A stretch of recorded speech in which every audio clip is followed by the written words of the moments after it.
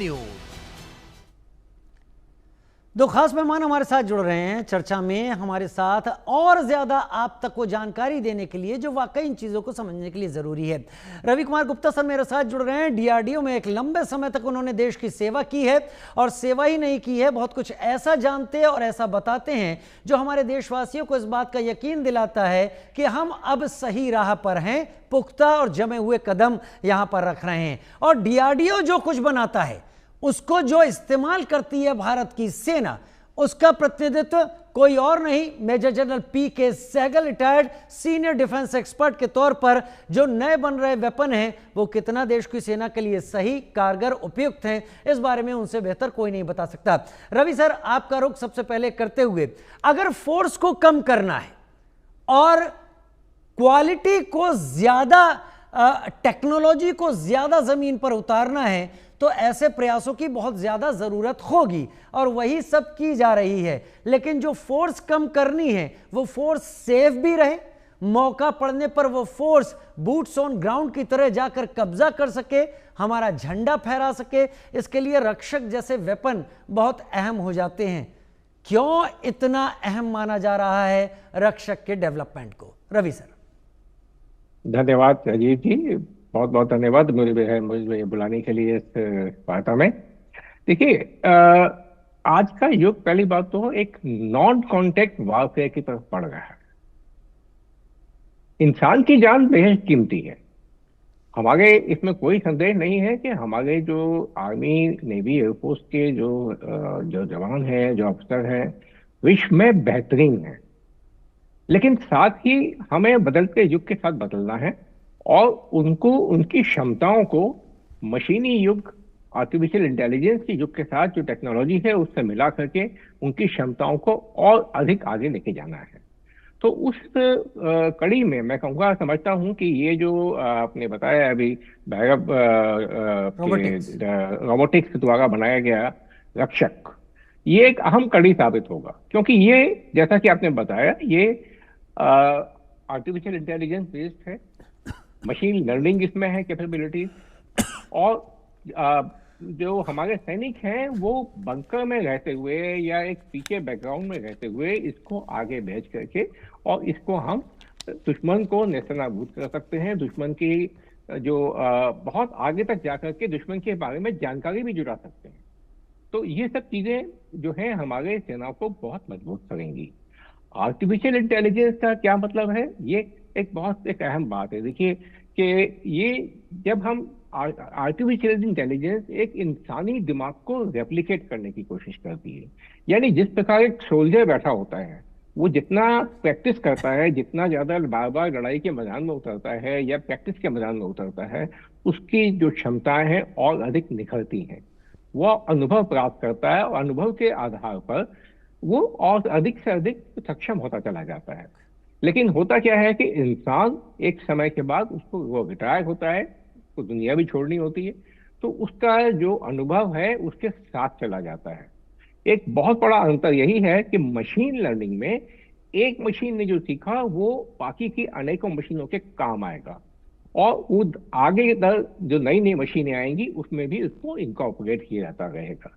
तो इस प्रकार से जो क्षमताएं हैं, युद्ध की क्षमताएं, मशीन है, सेफ है, इंसान के लिए सेफ है, वो तो बात है ही, साथ ही जो क्षमताएं हैं वो बहुत अधिक बढ़ जाती है, एफिशिएंसी बहुत अधिक बढ़ जाती है, इफेक्टिवनेस, प्रभाव जो है उसका वो बहुत अधिक बढ़ जाता है।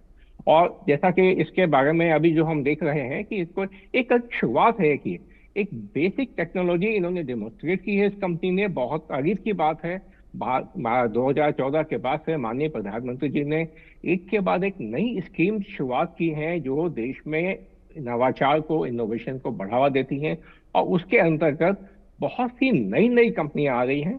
एक बहुत बड़ा इकोसिस्टम बनकर तैयार हो गया है कि जो नई टेक्नोलॉजीज को बहुत ही जल्दी इसको एक जमीन के स्तर पर उतारा जा सके। जिस कंपनी की हम बात कर रहे हैं, 2023 में एक कंपनी बनी है, और आज 2025 है, और इनकी प्रोडक्ट्स जो है ऑलरेडी बनकर तैयार हो चुकी हैं। तो ये बहुत बड़ा एक काबिल तारीफ बात है राजीव जी। वाकई इसे कहते हैं इनोवेशन, इसे कहते हैं वो तैयारी जो तैयारी ज़मीन पर दिखाई पड़े और हमारी फोर्सेस को न केवल मदद करे, उन्हें बचाने में भी कारगर रहे।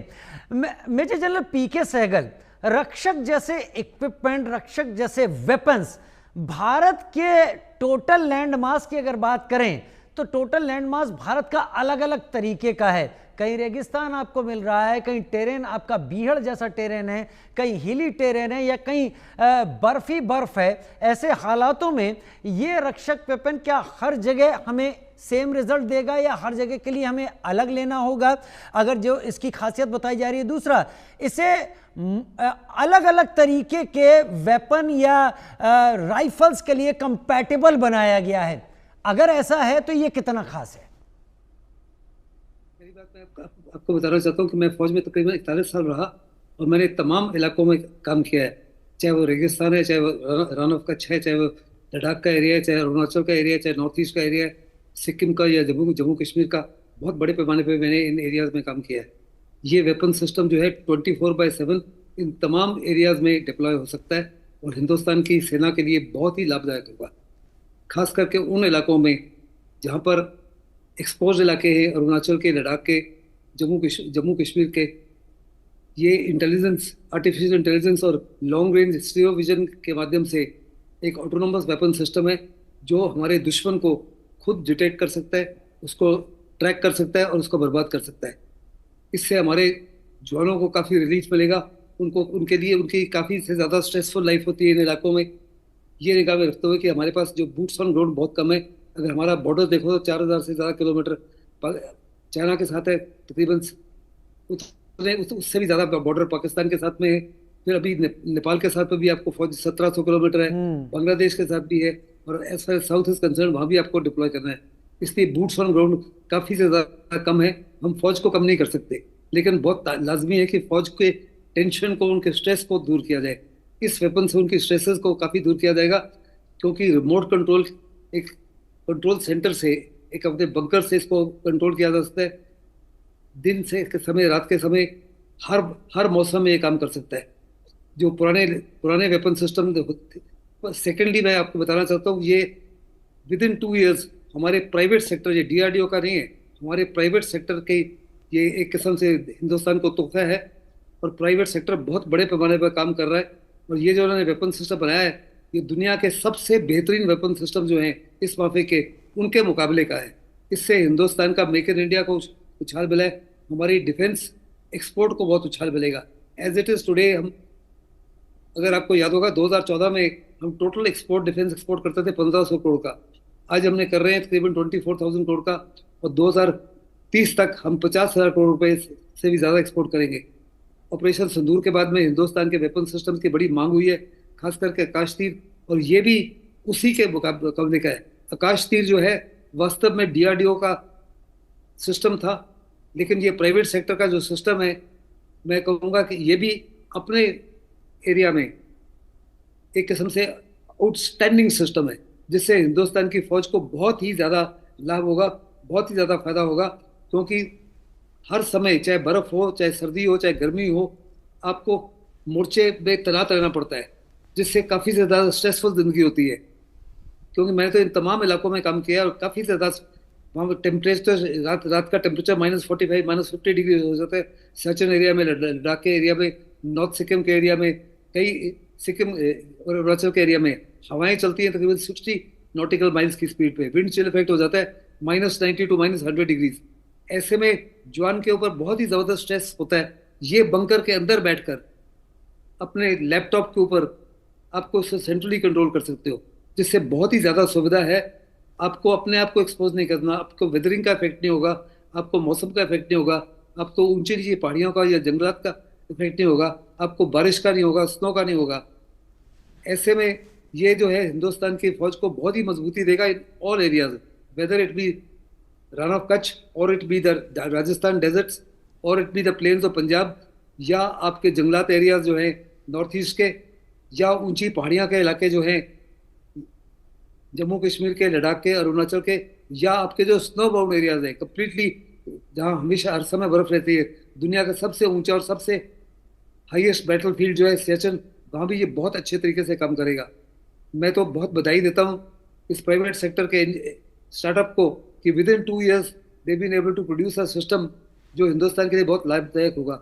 बड़े पैमाने पर सबसे बड़ी बात है कि ये स्केलेबल है, यानी दूसरे लफ्जों में बहुत बड़े पैमाने पर इसको हम स्केल अप कर सकते हैं और सारे सेक्टर्स में डिप्लॉय कर सकते हैं। अभी तक इसको कितने कितने बड़े पैमाने पर ऑर्डर्स दिए गए मैं ये नहीं जानता, वास्तव में इसको डिप्लॉय किया गया है या नहीं ये भी मैं नहीं जानता, लेकिन ये सिस्टम जो है साफ तौर पर नजर आ रहा है कि बहुत ही महत्वपूर्ण है, बहुत ही अच्छा सिस्टम है and it will pay huge dividends to the Indian armed forces when deployed. वाकई सर, व्हेन डिप्लॉयड ये बहुत ज्यादा डिविडेंड देगा ये वेपन, और ये वेपन उसकी राह, उसका दरवाजा भी खोलेगा कि बाकी जो प्राइवेट प्लेयर्स हैं वो भी कुछ ऐसा नया निकाल के आए जिससे भारत की किसी और देश के ऊपर निर्भरता खत्म हो जाए। रवि सर, एक कहावत है, कहते हैं proof of the pudding is in the eating, खाने में ही पता चलता है। सर्विसेज में कॉन्फिडेंस तब आएगा जब वे वेपन, जिन्हें देसी हथियार कहा जाता है, ये परफॉर्म करें। और हमने ऑपरेशन